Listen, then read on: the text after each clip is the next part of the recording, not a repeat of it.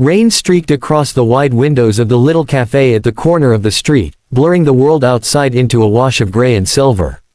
Inside, the smell of roasted coffee beans mingled with the faint sweetness of pastries, and the low hum of conversation filled the air.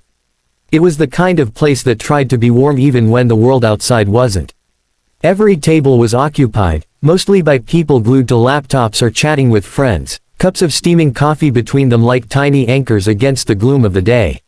She stood by the counter, a little uncertain, her coat soaked through at the shoulders and her hands trembling from the cold.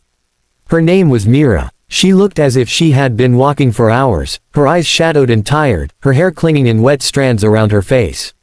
The barista, distracted by orders, barely glanced at her when she ordered the cheapest thing on the menu, a small black coffee. Mira's voice was soft, almost lost in the noise.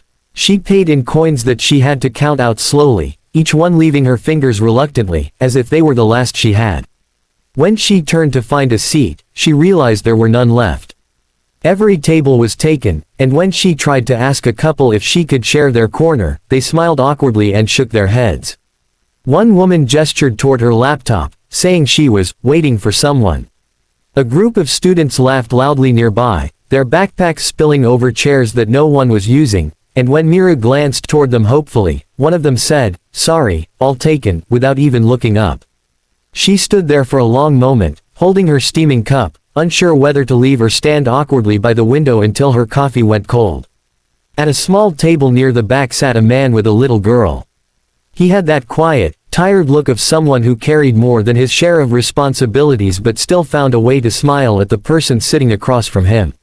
His name was Daniel. His daughter, Lily, was about 7, with curious brown eyes and 2 messy braids that refused to stay neat. They were sharing a muffin, Lily nibbling at it carefully while coloring in a small sketchbook. Daniel noticed Mira almost immediately. It wasn't just that she was standing there, unsure and dripping from the rain, it was the way she looked invisible to everyone else. The way her shoulders seemed to fold inward, as though she wanted to disappear. He had seen that kind of loneliness before, in himself, not that long ago.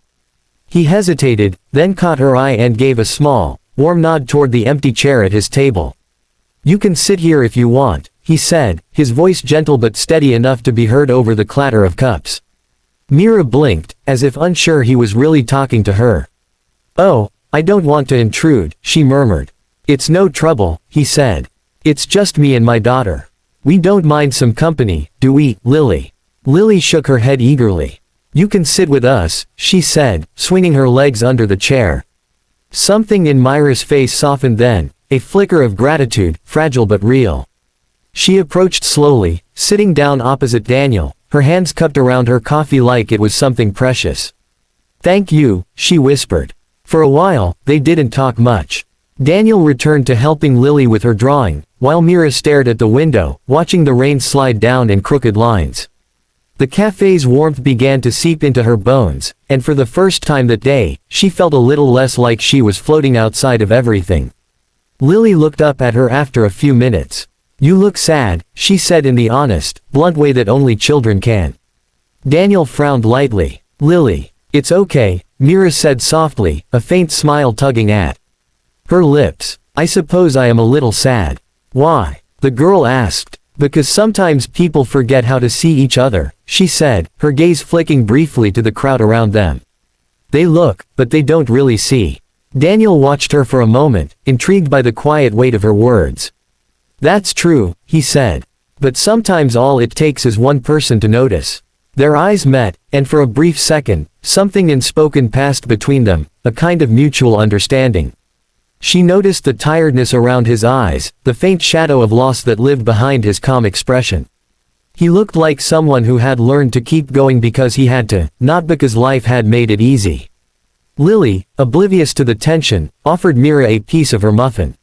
"You can have some. It's blueberry," she said proudly. Mira hesitated, then accepted it with a small laugh. "Thank you, sweetheart. You're welcome. Daddy says it's good to share, even if it's small things." "Your dad sounds very wise," Mira said, glancing at Daniel with a spark of warmth. "He tries," Daniel said with a quiet chuckle. "Mostly I just say what I wish someone had told me." For a long while, the three of them sat together like that, sharing silence, bits of conversation, and a few stolen smiles. The rain outside softened to a drizzle, and the cafe lights glowed golden against the darkening sky. The world beyond the windows seemed far away. When Mira finally spoke again, her voice was steadier. "You're very kind to invite me to sit. Most people wouldn't." Daniel shrugged slightly. "Most people are just busy.